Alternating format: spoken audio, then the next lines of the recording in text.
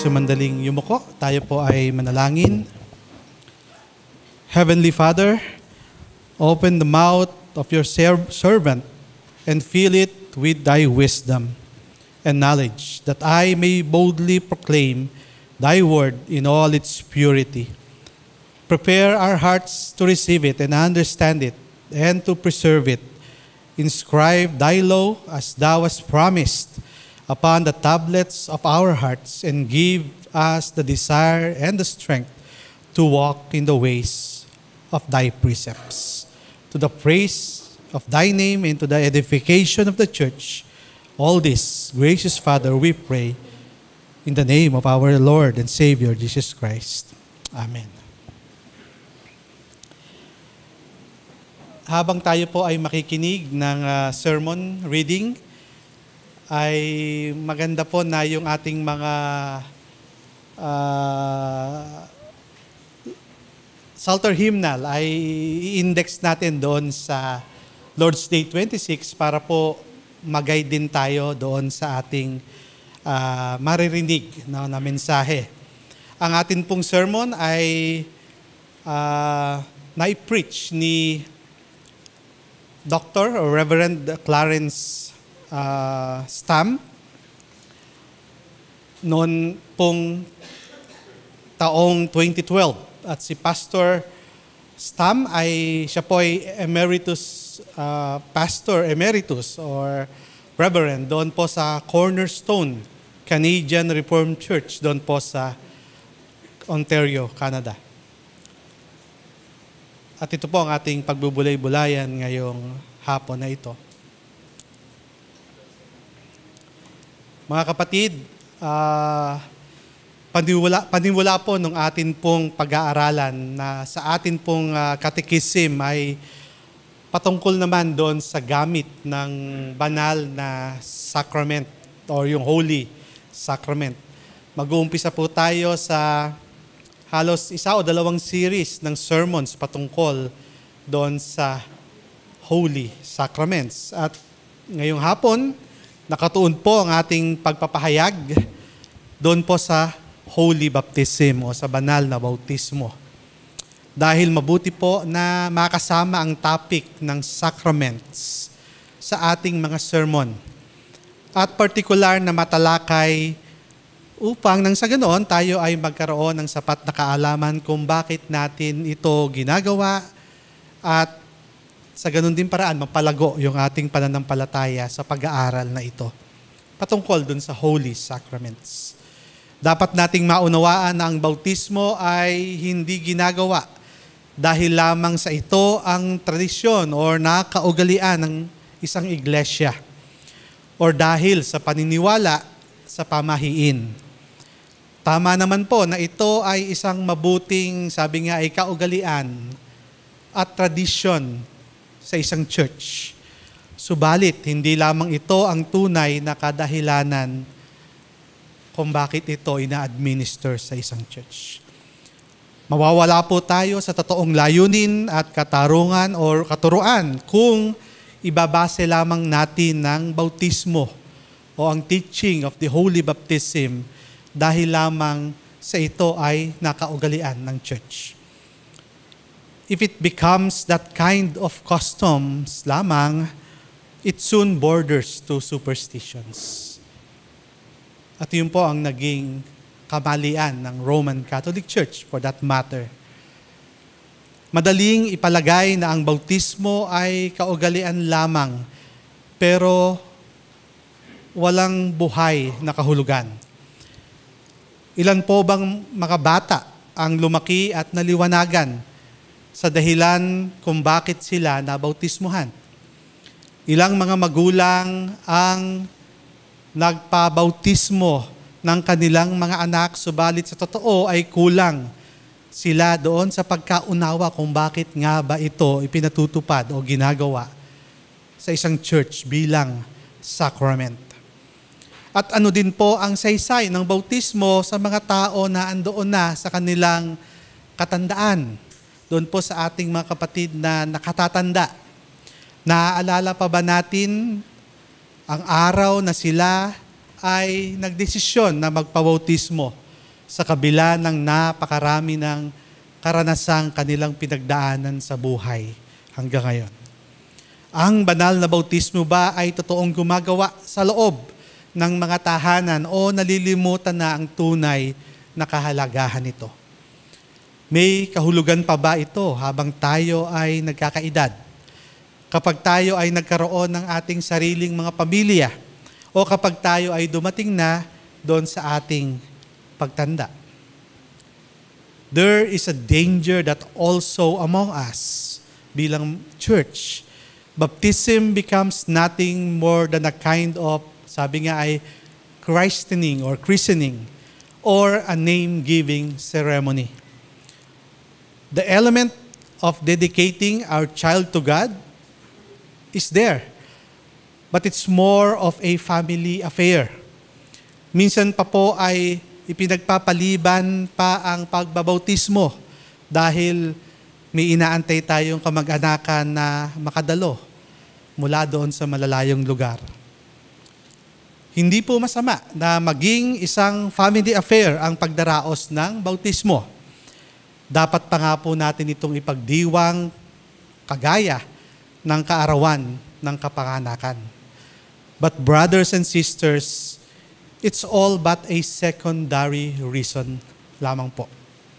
We should never think of postponing a baptism for that reason. Ang church order ng mga Reformed Church, gaya ng Canadian Reformed Church at ang URC ng North America, ay may parehong pahayag patungkol dito. Ang sabi po doon sa Article 57 ng Canadian Reformed Church Order at ng URCNA Church Order sa Article 41 naman, ang sabi po, and I quote an excerpt, ay, "The consistory shall ensure that the covenant of God is sealed by baptism to the children of believers." Ang sabi po sa huli, as soon as feasible. Hindi po sinabing as soon as possible, ano? Kung hindi, as soon as feasible. Makita niyo po yun sa church order ng URCNA. Feasible means whenever it can practically be done. A child which can be baptized should be baptized without unnecessary delay, as soon as practically possible. Hindi po ibig sabihin nito na ang bautismo ay hahabulin natin dahil ito ay nakapagdiligtas. Subalit, dahil ito ay itinatag at iniutos ng ating Panginoong Hesus. Pansinin po natin na sa Catechism, doon po sa ating pong Lord's Day 26, binanggit ang salitang paglilinis or yung washing or yung to wash. Ito po ay binanggit kung inyong bibilangin, kaya po naka-index. Mahigit kumulang 10 beses doon sa atin pong Lord's Day Catechism, yung word na washing or to wash. Kasama po yung nakalagay doon sa tanong at doon sa sagot. Malinaw na ang banal na bautismo, una sa lahat ay patungkol sa paglilinis. At maaari nating sabihin ng tahasan na ang bautismo ay nangungusap sa atin ng pangako ng paglilinis. At ang paglilinis na ito ay yung paglilinis ng ating mga kaluluwa. Kaya mga kapatid, ito po ang ating i-meditate ngayong hapon sa sermon na may pamagat na Holy Baptism, the washing of our souls. The Holy Baptism signifies the seal and seals to us the promise of God concerning the washing of our soul, na may 2 pong sermon points. The necessity of this washing or ang pangangailangan ng paglilinis na ito, and the power of this washing or ang lakas o kapangyarihan at kakayahan ng paglilinis na ito.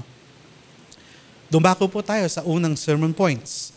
Kapag ating naririnig ang salitang wash or washing, unang maiisip natin kaagad ay mayroong marumi or may kadumihan. Wala namang lilinisin. Hindi naman tayo maglilinis ng mga bagay na hindi marumi perhaps. Or hindi yung mga bagay na marumi or kung wala namang mantsa or wala namang nadungisan sa isang bagay, maaaring hindi naman ito dumaan sa paglilinis.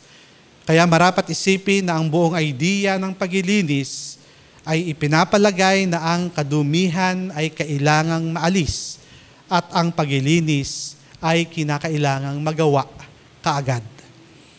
Sa modernong panahon po, may mga additives gaya ng sabon na kung saan kinakailangan upang ang isang bagay ay malinis. Subalit, pangunahing kasangkapan pa din ng paglilinis ay tubig. Subukan nating walang tubig at puro sabon. Ano po ba ang kakalabasan ng ating labada at ng ating mga dishes? Tubig pa rin ang pinakamahalaga sa lahat.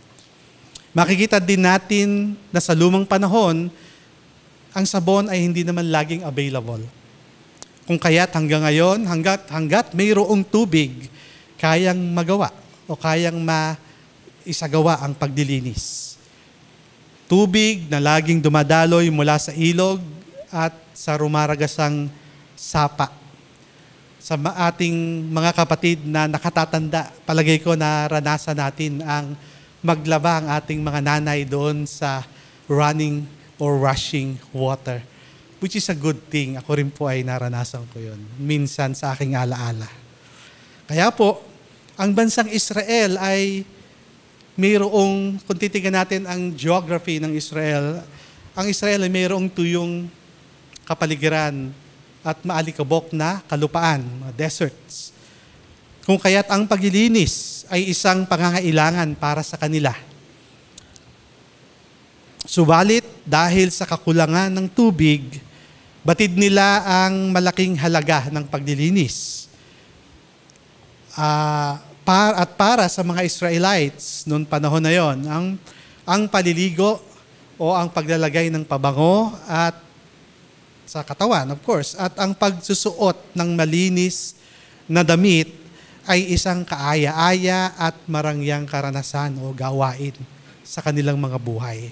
It is a luxury for them na makapaligo sila, makapagpabango at makapagbihis ng malinis na mga damit. Ang paglilinis na ito din naman po ay mayroong kahalagahan sa pananampalataya. Ang priest or ang saserdote ay kailangang maglinis ng kanilang katawan at magsuot po ng kanilang mga kasuotan na malinis bago sila pumasok sa mga banal na lugar. Mayroong mga nakatalagang sisidlan na mayroong lamang tubig na nasa bandang entrance noong tabernacle upang ipanglinis ng kamay at ng mga paa. Mayroon din pong panuntunan o rules para sa mga worshipers, sa mga tao. Halimbawa ay isang kasalanan para sa kanila na kumain nang hindi naglilinis ng kanilang mga kamay. Dahil ang paglilinis ay gawa na may kabanalan sa harapan ng Diyos. Ang mga Hudyo din po ay mayroon ding paraan ng pagbabautismo. Yung mga pagano na na-convert sa Judaism ay hindi lamang natutuli kung hindi sila din ay sumasailalim sa pagbabautismo o paglilinis na kung tawagin ay yung proselyte baptism. Ang mga converts na ito ay literally na lililinis. Kinukuskos yung kanilang mga katawan. Ito ay simbolismo na sila ay mga dating pagano na naging kaisa ng Israel. Baptism then meant undergoing a complete transition from enemy of God, being a Gentile, to a friend of God bilang Hudyo noong panahon na yon. At noong si John the Baptist ay nagsimula pong magbautismo sa Jordan River bilang pagpapasinaya para sa Israel upang tanggapin ang Messiah, hindi ito naging kakaiba sa mga Jews o sa mga Hudyo. Bagkus, marami po sa kanila ang tumanggap ng bautismo sa ilalim ng pangunguna ni John the Baptist. At sa atin naman po, kung pag-uusapan ang banal na bautismo, ang kahulugan ng paglilinis, nauunawa natin na ito ay mayroon ding pang spiritual na kahulugan. Yes, the Catechism says that Christ has instituted this outward washing. We have to use water, yung mga totoong tubig. And this water is indeed sprinkled upon a person to be baptized. It is outward and visible. But in baptism, we are not at all concerned with the outward cleanliness. This outward washing directs us to something else. Gaya ng tubig na naglilinis ng dumi ng katawan, nangangailangan din po tayo ng isa pang klase ng paglilinis. Ito po ay ang paglilinis ng karumihan, ng kaluluwa. Ito po mismo ang pangako ng Holy Baptism. The promise that Christ will wash away the impurity of our souls. Not only the body, but also the soul needs cleansing.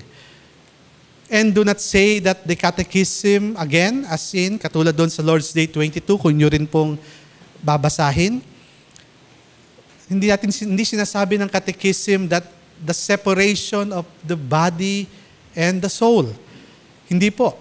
Body and soul are a unity, maging sa ating catechism. The catechism does not separate, but it does make a keen distinctions. My soul is my life, given to me at conception and manifested in my birth. Well, that very life is stained and filthy and needs to be cleansed and purified. Ang sermon po na ito ay pumapasok doon sa tinatawag na sermon that is addressed personally. Kaya maririnig nyo na ako'y magbabanggit ng kayo o ikaw o ako. So tuloy po natin. We have been conceived and born in sin. The purity of my soul, says the catechism, ang impurity na yun daw po ang ating mga kasalanan. From the moment we are conceived, there is an evil principle working in us. Hindi naman po kapag tayo ay natuto ng gumawa ng mabuti at masama, doon mag-start na magkakaroon tayo ng kasalanan. Ang kasalanan ay nasa atin even at the moment, sabi nga, from the moment that we are conceived. And that is the principle of sin. Our sinfulness, out of which comes every sin imaginable. The Catechism simply states the necessity that also this impurity, this filth of the soul, ay kailangang malinis at maitaboy ang kasalanan nito. Kapag ipinanganak ang isang bata, maraming proseso na nakatuon lamang sa paglilinis ng kanyang katawan. The most delicate washing na pwedeng gawin ng isang tao ay yung paglilinis doon sa bagong panganak ng mga sanggol. Kaya po sa mga mommies dyan na on the way doon sa panganganak, yun po ang mahalagang dapat nating makita. Ang sanggol ay maingat na nililinis at dinadamitan bago siya i-present o iharap doon sa kanyang mga magulang at doon sa mga kaanak. Subalit ang panlabas na paglilinis na ito ay hindi makakaalis sa katotohanan na siya, ang batang ito, ay mayroon pang higit na karumihan. Ito po ay ang bahid at ang contamination ng kasalanan. And all the water in the world cannot wash that away. Only the blood and the Spirit of Christ can bring about such a cleansing. Sa atin pong text, nating binasa sa 1 Peter 3:21, mababasa natin, and I read, baptism which corresponds to this now saves you not as a removal of dirt from the body, but as an appeal to God for a good conscience through the resurrection of Jesus Christ, At yun po ang tunay na pagdilinis. Sinasabi din po ni Apostle Paul dito na ang bautismo ay mayroong kaugnayan doon sa great flood ng panahon, sa panahon ni Noah. By the great flood, God washed away all the sinfulness of the old world. Noah and his family were saved in the ark. They went through the water, but did not drown in it. In parallel, just as Israel later went through the water of the Red Sea, yet did not perish by it, but were saved through it. Ang dalawang halimbawang ito ay binanggit din po sa panalangin doon sa forms for holy baptism. Nandun po sa page 137 ng inyo pong mga Psalter hymnal. Isang excerpt po doon ng ating mababasa at aking pong babanggitin. Habang ito po ay panalangin habang nagdadaos ng holy baptism.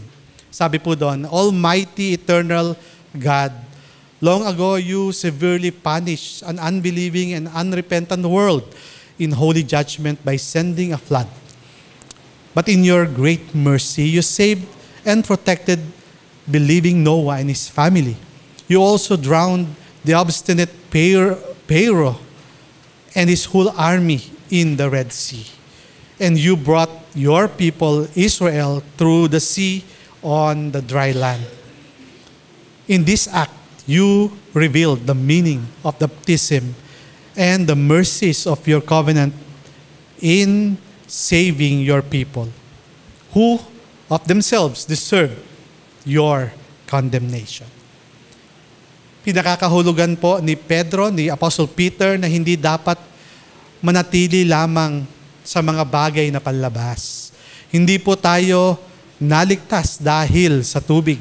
Ang mahalagang bagay na dapat nating makita ay hindi ang paglilinis ng dumi sa ating mga katawan, kundi ang malinis na budhi or good conscience sa harap ng ating Panginoon. What is vital is to have your soul purified and to be able to stand before God without filth and without shame. Kaya po, holy baptism speaks to us then of the necessity of this deeper cleansing of the soul. This essential washing away of sin, sabi nga. Baptism demonstrates clearly that without this washing in Christ's blood and Spirit, we cannot really live. We are born in sin. We are children of wrath and condemnation. Therefore, we must be washed from our sinfulness and the accompanying guilt. As we are born, we must be born again. Ngayon, mga kapatid, ang bautismo ay isang sakramento. Nakikitang tanda at selyo, ipinangako ni Kristo na lilinisin niya ang ating mga kaluluwa ng kanyang dugo, sa pamamagitan ng kanyang dugo at espiritu. Ang panlabas na paglilinis ay sumasagisag at nagpapatunay sa panloob na pagdilinis. Ito ang pangako na ating tinanggap sa simula ng ating mga buhay. When the necessity of this washing is established, the promise of this washing is also given. God will give me what I need, the cleansing of my soul. That may be apparent from the very beginning of our life. Nais ko pong makita ninyo kung papaano or gaano ka-personal ang pahayag ng catechism na ito. Tinatanong din dito kung papaano nakatulong ang holy baptism sa iyo. Tinatalakay dito ang karumihan ng ating kaluluwa sa makatuwid ang lahat ng ating mga kasalanan. Tunay mga kapatid na ito ay isang personal na bagay. We often complain that things are so impersonal, even in the church. We so easily feel being passed by. Many words also in the sermon do not really affect us directly. Subalit, tignan po natin ang Holy Baptism. Ang ating mga pangalan at apelyido ay mismong binabanggit. We are personally addressed in the midst of a large congregation. It is my soul, my name that is involved. Could God ever speak to us in more direct and personal terms than at our baptism? Ito po sana ang maging personal or pansariling patotoo natin sa ating mga buhay. That my soul requires cleansing. This is a matter of life and death. It can be cleansed only by the blood and spirit of Christ. And the promise of this cleansing is given to me personally. Kailan? Noong tayo ay nabautismuhan. No one who is baptized may say, "The Lord passed me by." Hindi po. We do not have to wait for a voice from heaven to tell us that we are God's children. For that voice was heard noong tayo ay binautismuhan. There the Lord Jesus Christ concretely met the need of my life with His wondrous promise of cleansing through baptism. What I must learn to see more and more in my life is the power of this cleansing. Yung kanyang effect at yung kanyang consequences at yung kanyang pagpapala. Kaya mga kapatid, narito po ang panghuling mensahe o point ng sermon natin ngayong hapon. Nakita natin ang pangangailangan ng baptism sa atin bilang mananampalataya. Ngayon naman, we take a look on the power or yung kapangyarihan ng cleansing, ng paglilinis na ito para sa atin. For the Catechism also ask, what does it mean to be washed with Christ's blood and Spirit? Does this outward washing with water which direct us to a far deeper matter? At ito po yung paglilinis ng ating mga kaluluwa. Ang tanong ay, mayroon ba talagang lakas or kapangyarihan ang paglilinis na ito? Yun po ang ating pagbubulay-bulayan. Habang tayo po ay tumatanda, lalo nating natututunan ang kalakasan ng paglilinis na ito na nangyari sa ating bautismo. Nagsisimula nating madiscover ang mga kahinaan at kasalanan ay lagi pong nasa atin. Hindi tayo nakakatakas sa ating mga kalikuan o sa mga kasalanan.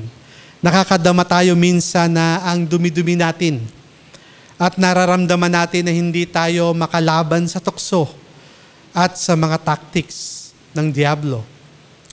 Mga kapatid, time and again, we fail and we fall. If it were then not for our baptism and the rich promise na nilalaman nito, we would rightly despair. But the water that we mentioned from the start of the sermon kanina speaks of the cleansing power of the blood of Christ. To be washed with Christ's blood, ang sabi nga ng ating catechism is to receive forgiveness of sin from God through grace because of Christ's blood poured out for us on the cross. At ito po ang pangako. As surely as the water flowed over me, ito po ay doon sa proseso ng baptism, so the blood of Christ cleanses me. It cleanses me of all my sins. Ito ay pangako sa lahat sa atin. Bawat isa na sa kay Kristo. At Kanya itong tutupadin mula sa umpisa ng ating buhay, maging sa kalagitnaan ng ating buhay, at sa ating pagtanda. Ang dugo ni Kristo ay naglinis ng lahat ng ating mga kasalanan. Mula umpisa hanggang sa tayo ay pumanaw. Ganun po kamakapangyarihan ang pagdilinis na ito ni Kristo. Mga kapatid at mga magulang, walang bahid ng kasalanan na maiiwan. Lahat ng lugar sa ating buhay ay kanyang nilinis at walang naiwang dumi. I am cleansed of all my sins throughout my whole life, from the day I am sanctified in Christ. It is with this mighty promise that we may begin our life on earth. And time and again, we may fall back on that promise. Minsan iisipin natin, it is not possible, Lord, that you will forgive me again. It is not possible that you will forgive me this time. For now, your patience is ended. And this time, I went too far. Sometimes, I may despair of God's mercy. Pero mga kapatid, let us be reminded of our baptism. When it was said, I have washed you and I will wash you in the blood of Christ. Never despair of my mercy, for this blood is greater than all your sins, and this washing is more powerful than all the filth of sin. And there is more. The Catechism carefully explains that the water of baptism speaks not only of the blood of Christ, but also the Spirit of Christ. Mapapansin po natin that throughout this Lord's Day on baptism, andoon ang pagsasama ng dugo at Espiritu. Hindi kailanman ito iiral ng hindi magkasama. Kung ang salitang pagdilinis ay ang susi, ang katagang dugo at Espiritu ay mayroong pong kaparehong kapangyarihan. Washing with the blood speaks of the forgiveness of sin. To this is added the washing with the Spirit. Whenever we speak the Holy Spirit and His work, we speak of new life, renewal. This too is a powerful work of God. The Catechism says to be washed with the Spirit means to be renewed by the Holy Spirit and sanctified to be members of Christ, so that more and more we become dead to sin and lead a holy and blameless life. And I hope, mga kapatid, nakikita nyo yung some sort of formula or katotohanan mula sa ating pinag-aaralan ngayong hapon. Forgiveness is always combined with renewal. Blood and Spirit always go hand in hand, together. And also, justification and sanctification come in one and at the same package of redemption. Kaya po, yon ay maging kalakasan natin. At ang lahat po ng aking sinabi na ito, forgiveness always combined with renewal, blood and Spirit always go together, justification and sanctification come in one of the same package of redemption. Lahat pong ito are combined also in our baptism.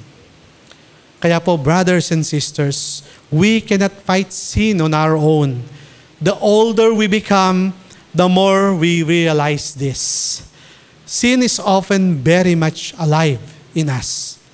Our lives are far from blameless. And so we can become so tired fighting against our own sinful nature. It is much a losing cause. We might despair of God's mercy. We might also think of giving up the struggles.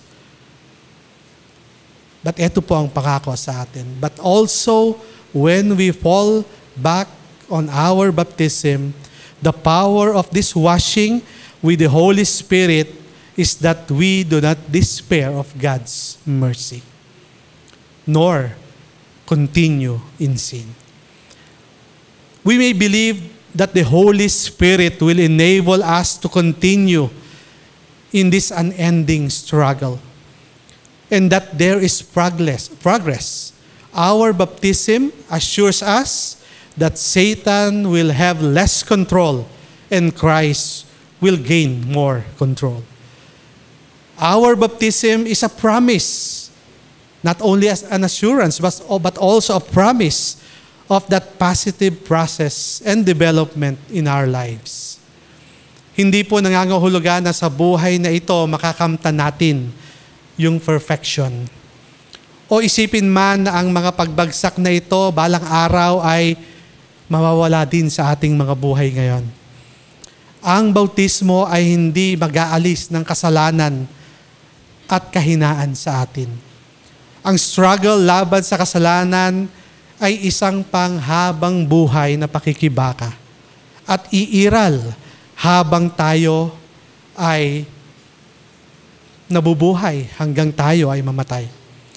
Gayunpaman, mga kapatid, ang pangako din naman ng bautismo ay ganoon din panghabang buhay. Ang pangako ng Diyos ay palaging sasama sa atin hanggang sa tayo ay humarap sa kapulungan ng mga hinirang na walang bahid ng kasalanan doon sa buhay na walang hanggan. As a result of His work within us, we shall finally be presented without a stain of sin among the assembly of the elect in the eternal life. Ito'y natagpuan din natin doon sa form of praise sa baptism. Baptism does not take us out of the struggle, but it assures us in the struggle that we will never be forsaken by Christ. Kung ating babalikan yung pong nauna nating pahayag sa introduction ng sermon, ang haba na ng ating natalakay, balikan natin yung introduction. So the Holy Spirit, it is not just, or yung holy baptism, yung sacrament of holy baptism, is not just a ritual act of custom or superstition, which does not really functions in our lives. Bagkus, ito ay isang pagpapatuloy na patotoo at kasiguraduhan sa atin na ang Espiritu ng Diyos ay namumuhay sa atin. At Kanyang ipagpapatuloy sa atin ang pakikibaka sa kasalanan. Kung hindi natin alam ang mga ito, maaring di tayo makapagpatuloy sa ating buhay. Kung di natin nalaman na ang Espiritu ng Panginoong Jesucristo ang nakikipaglaban sa kasalanan, mananatili po tayo sa pangamba sa bawat araw na darating. Sasailalim sa pagkakasala at unti-unting lulubog at hindi na muling makakaahon. Dapat kong paniwalaan ang kapangyarihan o ang kakayahan ng paglilinis na ito. Na ang aking kasalanan ay napatawad na ako ay patuloy na binabago ng banal na Espiritu.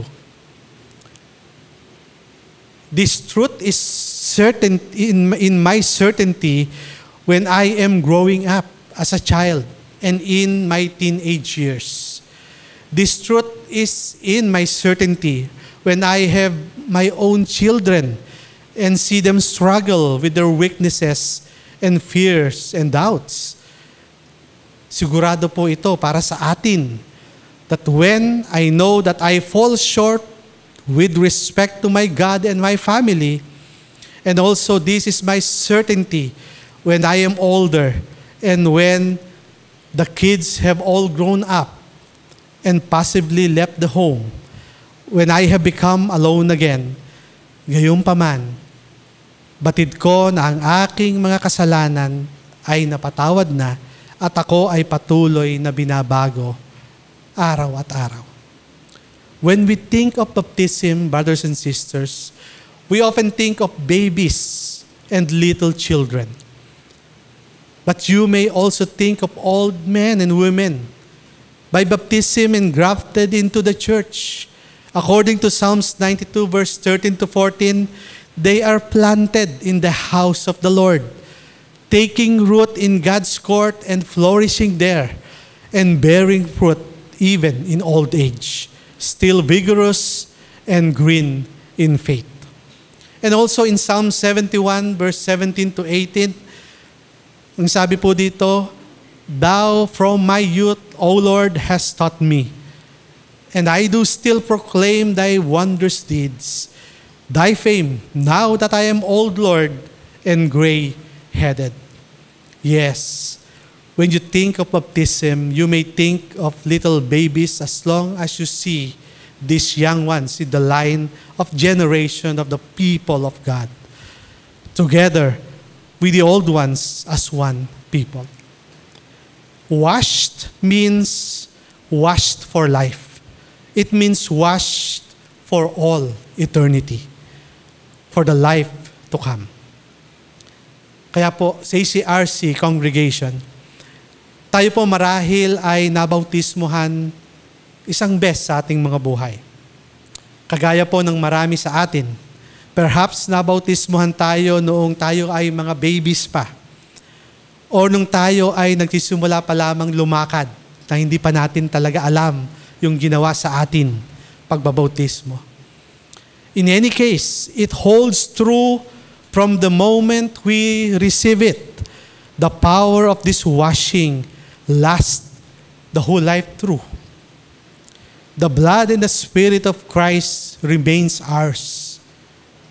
This is Christ's sure and certain promise, repeated more than once in the whole Word of God, in the whole of Scriptures. We have to believe this. We may work with this certainty throughout our whole life. It will be for us as a source of great strength and immense comfort. Also, on the day we die, kung alam pa natin at we are still conscious, we shall confess, yes, my rock I've seen, His righteousness, His caring, when we will indeed be without blemish, a glorified body, a purified soul, to serve God forever in perfection. At yun po yung necessity at yung kapangyarihan ng bautismong nagawa sa atin at gagawin natin sa ating mga anak. Tayo pong lahat ay sumandaling yumuko at tayo po ay manalangin. Dakilang Panginoon, muli sa diwa at sa kapangyarihan ng iyong mga salita, nawa o Diyos, ito ay nakarating sa aming mga puso at kaisipan upang nang sa ganoon kami ay mapatatag sa pananampalataya at sa inyong biyaya na patuloy naming maunawa ang mystery ng iyong pagbibigay, ng iyong pagdiligtas sa amin. At kasama ng pag-aaral namin doon sa Holy Sacrament of Baptism, kami, Panginoon, ay lubos na lumuluhod sa inyo at nagpapasalamat for such great sacraments na nangyari po sa amin. Sa pangalan ng aming Panginoong Yesus, ito po ang aming dalangin. Amen.